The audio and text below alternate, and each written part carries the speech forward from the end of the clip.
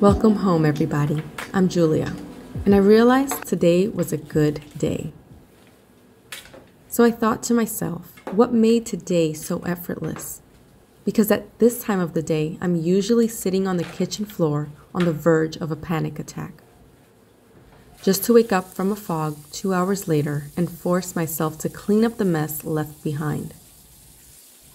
I'm not saying I have any of this, whatever this is, solved, but I feel like I'm heading in the right direction to realize what works for me right now. So I want to share my current cleaning strategy in hopes that something resonates with you today.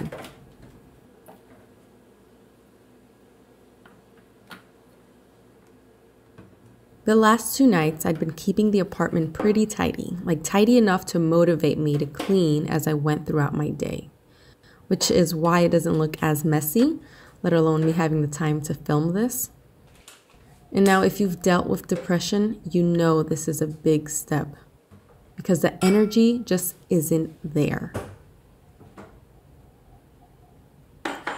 As I continued to troubleshoot this issue, I had to figure out what I was aiming for. Because there will be messes every day, and not keeping up with the mess creates a bigger mess, which makes my depression and anxiety worse. So why am I doing this? Well, the overall goal is to not completely shut down after I put the kids to bed and walk around in circles trying to figure out where to begin. Oh, and to get some sleep, of course, shower and prep for the next day in a timely manner.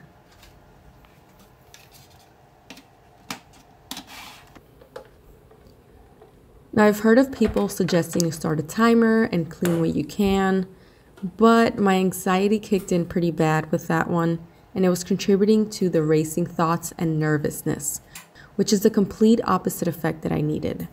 So I took that off my list. However, it did help me in a way that I started noticing what contributed to that overwhelming feeling. I like to call it my problem areas. Every night I shut the door that connects the hallway to the living area, and the first thing I see is the messy floor underneath the dining table. Did I mention I have a 1 and 3-year-old? Yes, I know, it's inevitable, but it gets me every time. My next problem area is my cluttered kitchen counter, which gets dumped on as soon as I enter the home. Puts random objects that don't even have a home or place items there to remind myself to get a certain task done. Another problem area is my sink. The pile of dirty dishes, clean dishes that need put away, and daycare dishes that need sanitizing. So, all in all, my first action in this strategy is to identify the problem areas. Now, that alone has helped me figure out what areas need my attention to prevent me from walking in circles and scratching my head.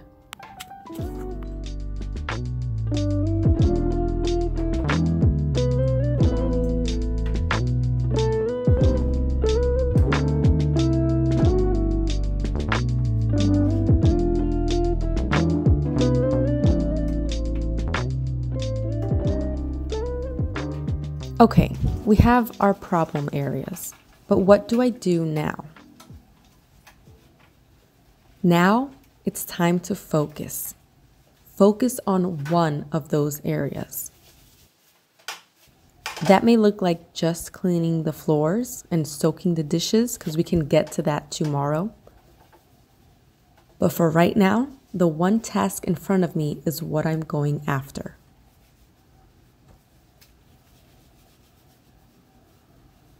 This leads me into the way that I attack this one area.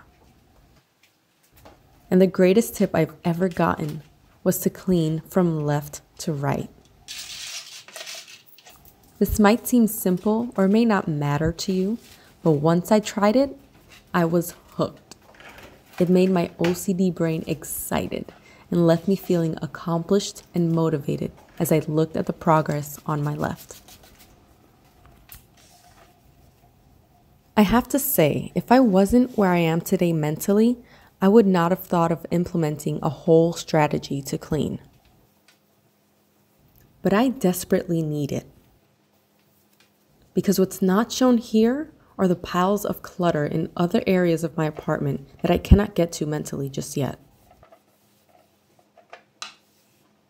But instead, I can show what I have been making progress with. Because every little corner counts.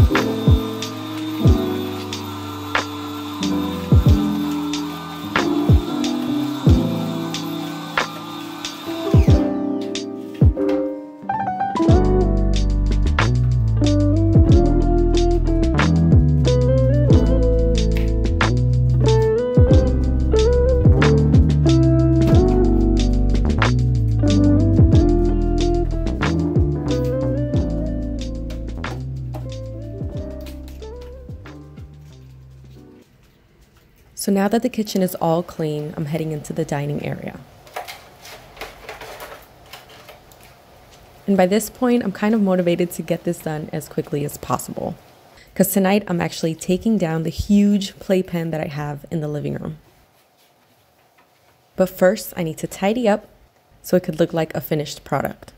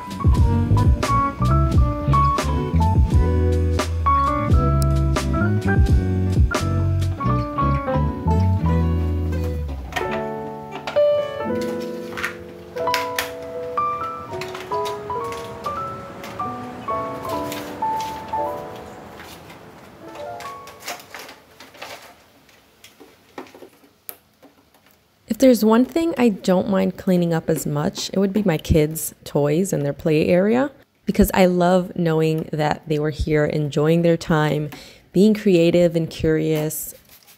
But it was a real mindset shift that I had to make in order to feel that way. And yes, I do teach them how to clean up after themselves, but their job is really to play. So I let them do that. Now, I won't lie, we definitely are at a point where we have way too many toys.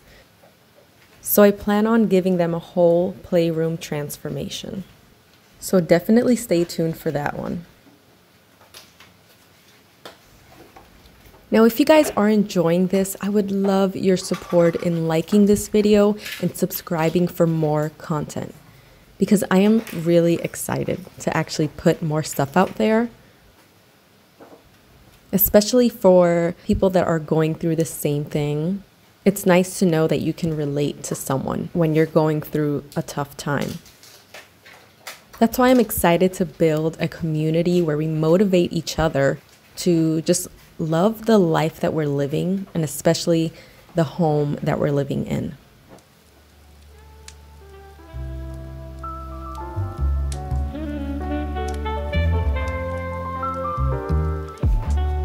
Here is the huge playpen I was talking about. This was something I wish I had after my first baby, because we used to set up boxes around the entire living room so he wouldn't escape. And so we finally got one this time, and it worked for a good couple months, but he's now wanting to walk everywhere and crawl everywhere.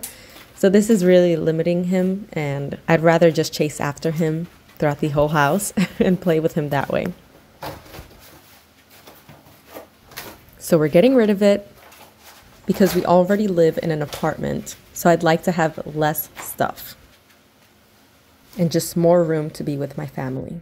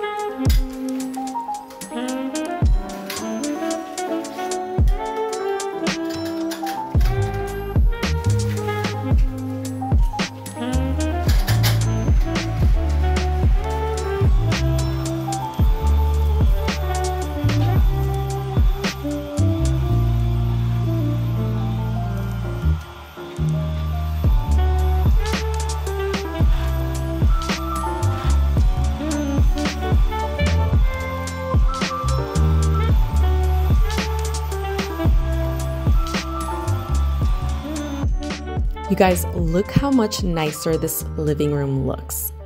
It feels like so much less clutter. I can already picture us just hanging out without bumping into the playpen every 5 seconds. But what I'm most excited about is being able to wake up to a beautiful and clean home. That will make my day so much easier with one less thing to stress about. So I'll see you in the next video. Love you guys.